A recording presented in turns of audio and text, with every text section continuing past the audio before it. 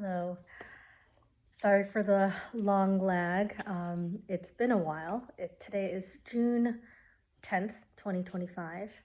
Um, so much to catch up on, actually. So I attempted the Houston Marathon back in January, and it was a total flop.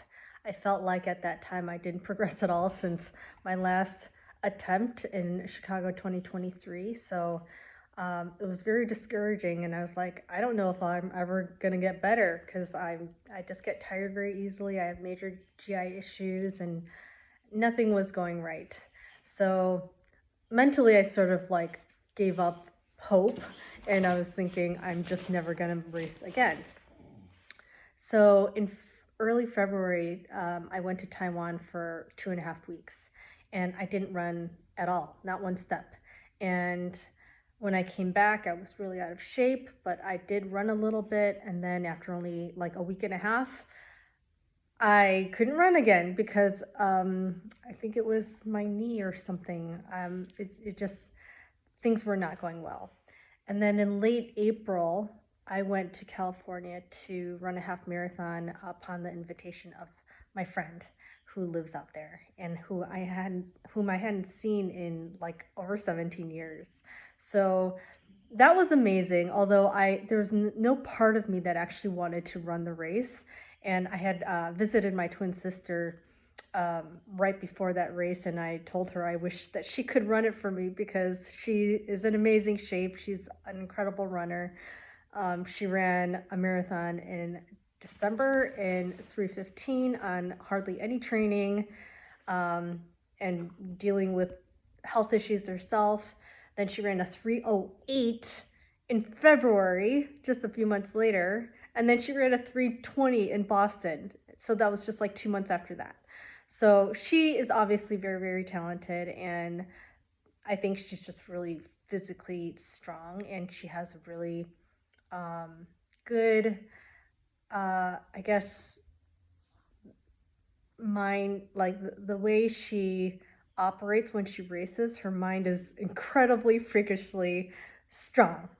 So she's able to somehow flip a switch when she races, and no matter how poorly her training has gone, she seems to whip out these just really incredible races where she qualifies for Boston by a huge, huge, huge margin. So I'm not that way at all. I have to train. Even though we're like identical twins, I think it's maybe a difference in mindset. But anyway, so the half marathon, back to the half marathon. I was hoping I was going to run with my friend, but the day before the race, her husband was like, uh, saying how his wife was sharing how she really hoped I wasn't going to run with her because she just felt like maybe maybe she would slow me down or something. I'm not sure what, but that was ridiculous. I felt that I would be lucky to even finish, and that maybe she could help me finish. And I did not feel that um, she would hamper me in any way. If anything, she would help me. But I wanted to respect her wishes because I felt like maybe I would hamper her if I ran with her. So um, very disappointingly, I accepted the fact that I was going to be running by myself. And so the race went. I actually started late. I was in like waiting for the porta potty when the gun went off, or at least when the anthem was being sung. And I started like over 3 minutes after the race actually started. So I told myself before the race, oh, I'm gonna just walk jog this whole thing, and I was very sincere about that. But when I was passing, when I started, it was like way after everyone else started, or most of everyone else started, and um, I was passing people, and I didn't anticipate when I passed people that now felt that they could not pass me because that would be very, very embarrassing. So even though I told myself I could walk whenever I wanted and be totally okay with it, I now felt this pressure to not allow people that I passed to pass me because I just felt like that would reflect really poorly upon me. So that was like a change of plan, like mid-race, and I was definitely hurting. It's a very hilly race, and I wound up running like 18 minutes slower than my last half marathon back in 2018. But shockingly, I actually placed in my age group, and they sent me a prize in the mail a couple weeks later when I was back in Taiwan actually. So that was a huge surprise, and I was shocked. I mean, I didn't even think I would finish, and I finished. And there were even though it was very painful and I struggled a lot, and I actually puked after I crossed the finish line. Um, there were parts of it where I felt like kind of like myself, and that was really nice. Um, there's a guy in our group who apparently I had passed him around mile 12, although I don't remember. And he said that my right knee was caved in, and I was kind of bent over, which doesn't surprise me at all. I mean, I was aware of it, but there was nothing I could do to straighten myself out. And after that race, my right knee actually hurt a lot. So almost exactly a year before that, like a year and 1 day before that race, I had gotten a hyaluronic acid injection in my right knee, which was a complete disaster because my knee wound up sort of swelling, and I couldn't straighten out my knee for a while. Like even as of that race, I couldn't completely straighten out my knee without some awkward, like some tension in the knee that didn't feel comfortable. So after the race, it felt like as if I had just gotten the injection. It was kind of swollen again, and I really was far from being able to completely straighten out my knee. But I was still really happy with the performance, even though it was painful. Just the fact that I had finished a race for the first time in 3 years felt like a huge breakthrough. So that was amazing. And then just like a couple weeks after that race, I left for Taiwan again, and I was gone for 18 days. And actually, the first week I was there, I only ran once for 30 minutes. And then the entire second week, starting the second week, I ran 9 days straight, but only 30 minutes at a time. Actually, the last one or two runs were a little bit longer. But I didn't run more than 40 minutes, and that was only once. The time before that was like 33 minutes, I want to say. So that was a surprise. I mean, my goal was just to run 4 times in my entire trip there, and I wound up running like I think 10 times, or maybe 9 or 10 times. So that was amazing. And then when I came back after like a couple days of rest, I continued to run, and I've been really consistent. And one thing too is that before April, I never ran outside. I was always on the treadmill, and I think that contributed to my health problems because I was just overusing the same muscles. I would always run on the magic treadmill in the gym, which was, I think, on a slight downhill, which is why it felt magical. It felt like really effortless and really easy to run faster. But that was also hurting me because I was using the same muscles over and over again. I never changed the incline, and obviously I wasn't making any turns or anything like that. So it was just using the same muscles over and over again. And when I was in Taiwan, I didn't have access to a gym, so I was just, forced to sort of run outside, and I'm making turns, and running in Taiwan is just a totally different beast. Running outside here is not the same as running outside in Taiwan.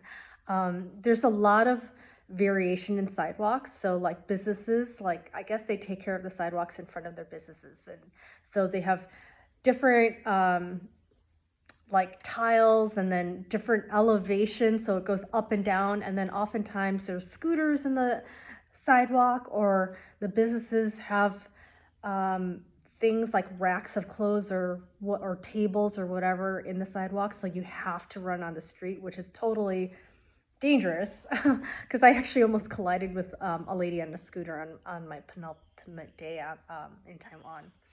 So it was kind of dangerous and scary, but at least I was engaging a lot of different muscles. So I think that actually helped me a ton And for the first time in years, I'm able to string together more than 2 weeks of running. Knock on wood. I mean, it's only been a few weeks now, but I'm running consistently.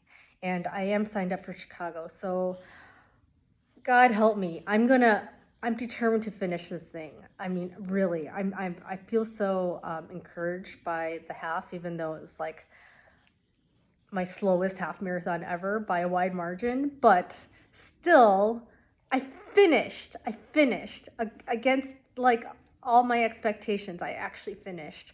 And that was a huge breakthrough. And I didn't stop once. I didn't go to the bathroom. I didn't even need to go to the bathroom. So another thing I want to mention is my gut health is so much better, and I attribute it to eating a lot of sourdough foods. So I eat like sourdough every day in form of cookies and English muffins that I make at home. And I also eat sauerkraut every day, and um, I really try to just eat some type of fermented food every single day, and I think that's been a game changer. So, yeah, I mean, now because my gut health is better, that's another reason why I'm more willing to run outside. Before, when I had bad gut health, I felt like I always had to be really close to a bathroom because sometimes there'd be a sudden, like, not sometimes, every time within a mile, I would always have an urgent need to use the bathroom, even though I always use the bathroom right before a run. But within a mile, I have to go. Like number two, like can't just duck in the bush. This is like in need of toilet paper, and like it's not a quick duck in the bushes. It might be a while. So yeah, I mean that gut issue was just so deleterious, and it really caused me to go down kind of a spiral. Um, but now that my gut health is better, everything is looking up. And so I'm really, really happy about being able to run consistently and outside and using different muscles and just getting over my sort of mental hang up about running outside, because I do feel that I've always had some kind of performance anxiety, and I've been working really hard on that. So I've been reading a ton of psychology books and really learning the importance of um, I guess having a good sense of identity and not caring what other people think. Um, I'm definitely sort of wired to be a people pleaser, and that can be so harmful. I think people who deal with the yips or dystonia often have like elements of people pleasing, which is a good thing too. I think that I love people pleasers actually. I think that it's good that people are very considerate of others, and I think that's what people pleasers tend to do, is that they're very considerate of other people. So anyway, I'm going back to Taiwan in only 2 weeks, and I'll probably be there for a month. And this time, I'm actually going to join like a gym for a month, since I found that there's like city government like sports centers where you can just pay per visit very inexpensively or by the month. So I can still continue to train for Chicago without endangering my life colliding into a scooter, or you know um, breathing in a lot of exhaust, because there's tons of scooters, shooting like carbon into the air, and it's just terrible to breathe in. So yeah, that's the update. I know it's kind of long and drawn out, but things are definitely looking up. I hope you are well and your running journey is going well, if you are on a running journey, and that your health is just really in a good place. So that is all. Until next time, take care. Bye.